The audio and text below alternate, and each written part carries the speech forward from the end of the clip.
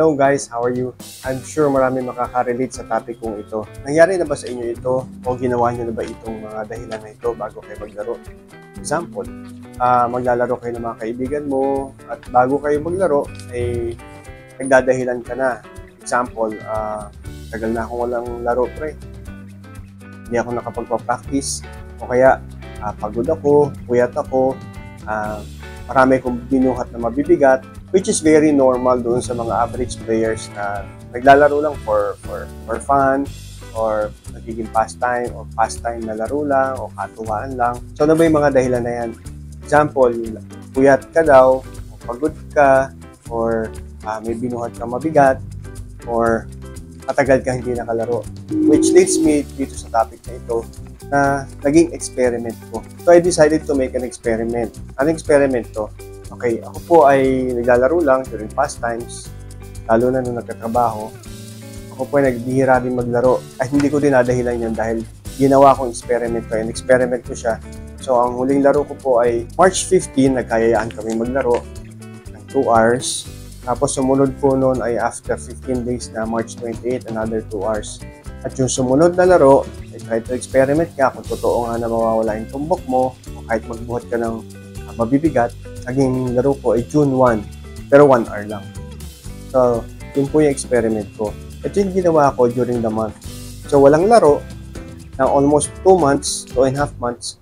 Tapos, nagbuhat ako. I tried going back to weights, pero moderate lang po. A little bit of shoulder workout, tapos yung wrist curls. So, di ba, ang puhunan ng mga bilyarista, yung pulso. Kung i-prove kung mawawala ba talaga yung tumbok mo, kung affected yung pulso. So, I tried wrist curls and reverse wrist curls. So, experiment din po ako yan. Pinopost ko sa page ko kung ano mangyayari after 90 days kung lalaki ba yung aking forearm. Kasi gusto kong bawasan yung bigat ng weight ball ko, pero wala akong pangkat. So, I decided na palakasin na lang wrist ko by doing those exercise para para gumaang yung aking butt. And I was surprised na ito yung kinahinatnan ng aking experiment.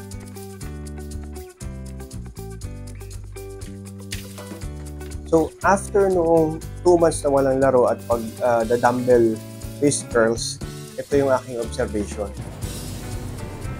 Hindi naman talaga nawala yung tumbok, yung pectus, yung site mo kung saan titirahin, yung pina. Pero basically kung makikita nyo sa video na ito, ang medyo nawala lang yung preparasyon. Kasi hindi mo avisado, hindi mo tansyado, dahil hindi ka nga naglalaro ng madalas na, yung takbo ng pamato kung saan ihinto. Kung minsan, kamukha nito sa 5, sumobra yung ikot ng bola. Kaya kinakailangan ko ipasok sa right corner. Pero basically yung pocketing andun pa rin lang. Sisipatin mo lang syempre. Kamukha niyan, tumama, buti ko bisa sa is.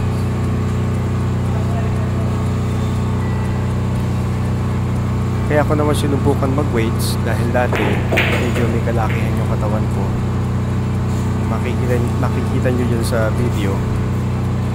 Gusto ko sana ibalik, kaso mako-compromise naman yung konting kaalaman natin sa bilyar. So akala ko maapektuhan. Kaya sabi ko, sige nga, experiment ko. Kung talagang maapektuhan yung pagbibilyar, kung sasabay mo yung pag-weights. Sinumulan ko nga doon sa wrist curl, yung dahil pukunan nga ng mga nagbibilyar ay yung wrist. Pero mukhang hindi naman naapektuhan. Ipapahinga mo lang siguro talaga. So, unti-unti kong binabalik yung weights. Sinimulan ko sa braso at shoulder. Pero hindi pa ako dito nagbabicep.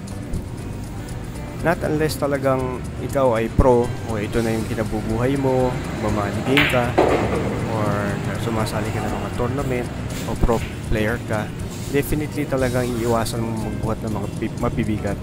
Pero kung palarong ano lang, tanggal stress, friendly game, at katuwaan lang, kamukha nung ginagawa namin, siguro pwede isabay yung pag-weights for health purposes.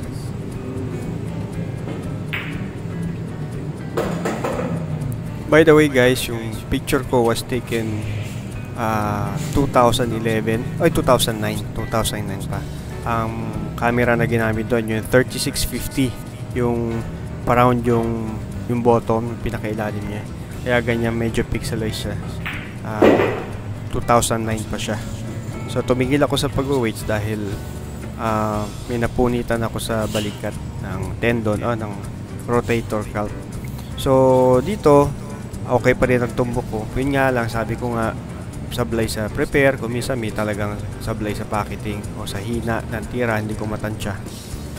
Kaya kung may mga friendly game kayo at uunahan kayo ng pare, wala akong kalaro-laro o kaya sasabihin marami silang binuhat o nagbuhat ng mabibigat, hindi po pwedeng dahilan yun dahil ito nga po, tinakay ko improve kung po pwedeng bumalik ang tira kahit may mga ganong sitwasyon kang ginawa. Honestly, ang huli laro ko po dito ay March 28 tapos June 1, almost 2.5 months.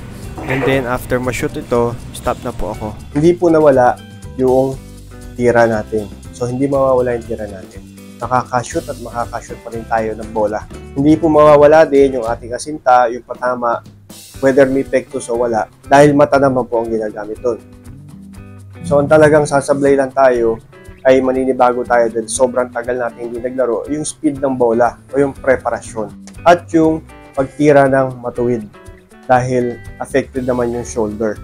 So kailangan mo pakiramdaman yung pagkatuwid ng tira mo. So another conclusion kung bakit hindi nawala at ang solusyon ay dapat ma-maintain mo yung fundamentals mo, which includes grip, stroke, stance, alignment, eye alignment, pagdapa mo at pagtaas mo. Maraming salamat po pala sa mga subscribers natin at dun sa mga sumusuporta, nagtutuloy na manood ng ating video. Maraming salamat po pala sa mga followers, mga subscribers at praise God dahil everyday, kahit papaano, kahit bihira na tayong makagawa ng video, maglaro, ay meron pa rin dumadagdag na mga subscribers. Maximum of 10 every day. So maraming salamat sa tiwala at sa pagsusuporta dito sa ating munting channel. Please don't forget to subscribe. Please comment if you want to say something. And share nyo lang po kung nakatulong sa inyo itong video na ito. Until next time, maraming salamat po.